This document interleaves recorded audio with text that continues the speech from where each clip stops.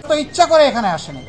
তাদেরকে যদি সহযোগিতা না করে এইভাবে ব্যতিব্যস্ত করে তোলা হয়, তাহলে রাষ্ট্র পুনর্গঠন এবং মেরামতের যে কাজটা, এটা তো তারা করতে পারবে না।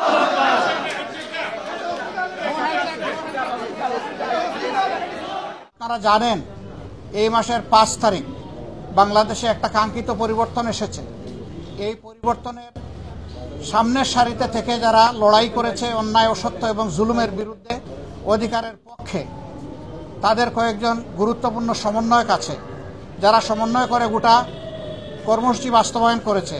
তাদের হাসনাত আব্দুল্লাহ, সে কুমিল্লার একজন ছেলে, ঢাকা বিশ্ববিদ্যালয়ে লেখাপড়া করে। আপনারা তার সম্পর্কে জানেন। গতকালকে একটা বাহিনীর কিছু লোকেরা তারা প্রতিবাদ করতে এসে সমস্ত আইন কানুন ভঙ্গ করে গায়ের জোরে তারা সেক্রেটারিয়েটে বা সচিবালয়ে ঢুকে পড়েছিল। তাদের উদ্দেশ্য খারাপ ছিল, সেখানে ঢুকে গালিগালাজ, উচ্ছৃঙ্খল অবস্থা সৃষ্টি করা, এরে ধরো ওরে মারো, এই ধরনের অবস্থা তারা সৃষ্টি করেছিল। যারা ত্যাগ এবং তিতিক্ষা, যারা নিজের জীবন দিয়ে, বুকের রক্ত দিয়ে সামনের সারিতে থেকে লড়াই করেছে, তারা যখন শুনেছে দেশকে অস্থির করার জন্য এই ধরনের একটা পদক্ষেপ নেওয়া হয়েছে, তারা এসেছিল ছুটে তাদেরকে শান্ত করার জন্য, বোঝানোর জন্য। এই যারা দরদ নিয়ে তাদের পাশে এসেছিল, এই লোকগুলো, এই বাহিনীর লোকগুলা তাদের গায়ে হাত তুলেছে, তাদেরকে মারধর করেছে। আপনারা এটা দেখেছেন এবং আপনারা এটা জেনেছেন। আপনাদের মাধ্যমেই আমাদের জানার সুযোগ হয়েছে, মিডিয়া আপনারা তুলে ধরেছেন।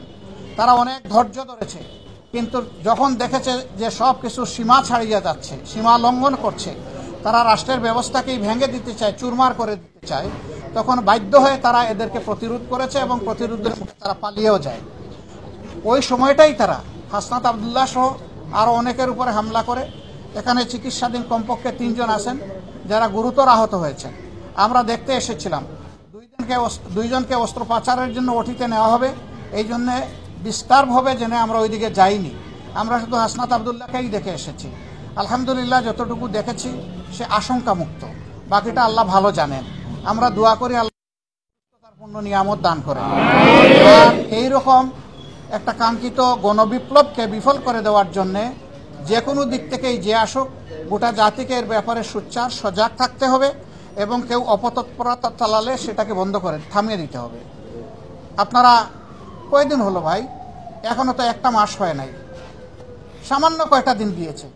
দুনিয়ার জমানো সমস্ত দাবি দেওয়া নিয়ে সবাই এখন রাস্তায় নেমে গেলে, যারা এখন সরকারে বসেছেন তারা দেশটা গুছাবেন কিভাবে?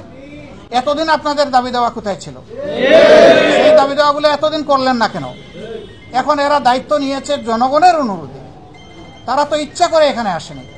তাদেরকে যদি সহযোগিতা না করে এইভাবে ব্যতিব্যস্ত করে তোলা হয়, তাহলে রাষ্ট্র পুনর্গঠন এবং মেরামতের যে কাজটা, এটা তো তারা করতে পারবে না।